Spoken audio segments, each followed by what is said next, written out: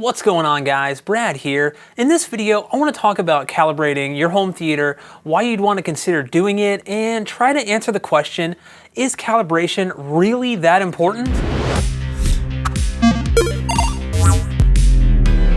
So calibrating your home theater is something I've wanted to talk about for a while now and make a video on, and as more and more people get into home theater, I think it's an important thing to discuss. Now, if you've watched any of my previous videos on this channel, you'll know that I've mainly focused on audio calibration when doing tutorials, and there's a few reasons for that, which I'll touch on in a minute. But before we can answer the question, is calibration really that important? We need to understand why home theater calibration is even a thing and what the goal or purpose of it even is. But before we dive in, if you're new to the channel, consider subscribing and ringing that bell icon so you never miss out on any new videos. Also, check out the description below for links to things like my home theater setup and calibration tools that I'd recommend. Now, these are affiliate links which help support the channel at no cost to you when you use them. Now, I have been generalizing stuff, so let's break it down and start on the video side of things to explain why there is a need for calibration. So pretty much all TVs and projectors are assembled in a factory or warehouse kind of assembly line style. Each set has firmware or code on it that contains the menu system, smart apps, and most importantly, color and grayscale information telling it how to display those colors and shades of gray. That color and grayscale information came from a reference or control display where it was basically calibrated to be as accurate as possible. Then that file was copied to every set of the same model.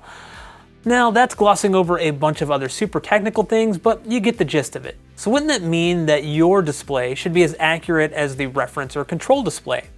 Well, unfortunately, that's not the case due to something called panel variance, which basically means that any two panels will display things slightly different, even of the same model and size. One panel might have a slightly bluish look while the other has a more green tint to it. Another panel might have colors that are nearly perfect while the other panel might be slightly out of whack. Now, you can adjust things like brightness, contrast, color, etc. using free test patterns found online, but those will only get you so far and won't correct issues. This also applies to projectors as well.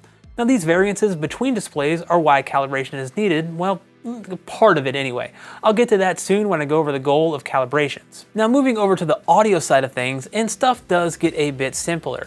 Since each room and speaker setup is different, all receivers and pre-pros come with basic settings, allowing you to set speaker distances, speaker levels, and crossovers. Now, making sure these are set properly can go a long way in helping you get good sound out of your audio setup, but typically issues with your room come in and mess things up. You might have massive peaks or nulls in your bass response, meaning you'll get tons of bass with those peaky frequencies and almost none with the nulled frequencies. Now, room correction is on most receivers these days, stuff like Odyssey, YPAO, and Dirac Live, and these can help, but they're not perfect and can be a bit heavy-handed when it comes to correcting some things and not others. There are also professional audio calibrators that you can hire that will dial in these things manually, depending on the capabilities of your receiver, of course. But all these things do help tell us why an audio calibration is needed. Since each room is a different size with speakers that are different distances and positions, and each room having its own set of issues with sound, a calibration can help to make sure things sound correct. Now, one of the reasons I've made guides mostly covering audio stuff is that I feel the cost of entry here is pretty low. A simple SPL meter to help set your speaker levels can be bought for about $30. For around $100, you can get a UMic 1 measurement microphone, which, coupled with a free program called Room EQ Wizard or REW, can help you understand and dial in your audio even more. Calibrating your display or projector can be a bit more costly, as outside of adjusting basic settings like brightness, contrast, color, tint, and sharpness, you'll need to shell out at least $200 or $300 for a meter that measures light and color output of your TV. Even then, calibrating HDR10 complicates things even more, and some pretty expensive software is needed to calibrate Dolby Vision.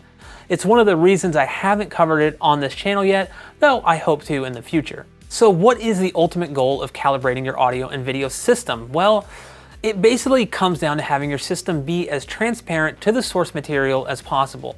Now, this means that however the director, cinematographer, and colorist of a movie or TV show wanted something to look, that's how it should look on your display after calibration.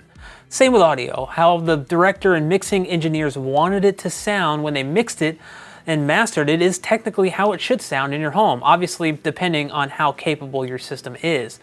All of this does apply to games as well. So now to answer the question, is calibration really that important? Yes, it is. Well, sort of, and also it depends. Not everyone is a purist, audiophile or videophile, and that's okay. In order to get the most out of your home theater that you paid good money for though, a calibration is an absolute necessity, even for a display, receivers, or speakers that cost a small fortune.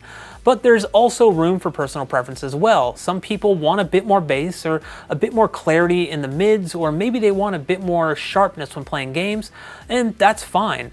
I argue that calibration not only helps you understand where and how to make those adjustments to get the sound and picture you want, but also the limitations of your system and how to get the most out of it. Now, there are a lot of calibration tools and software out there for audio and video if you want to do it yourself, some of which cost quite a bit of money.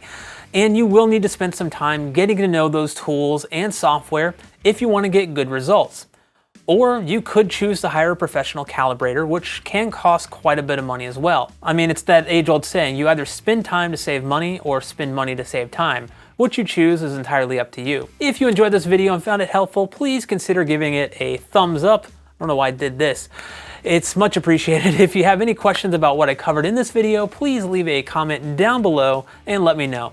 Thanks for watching, and I'll catch you in the next one.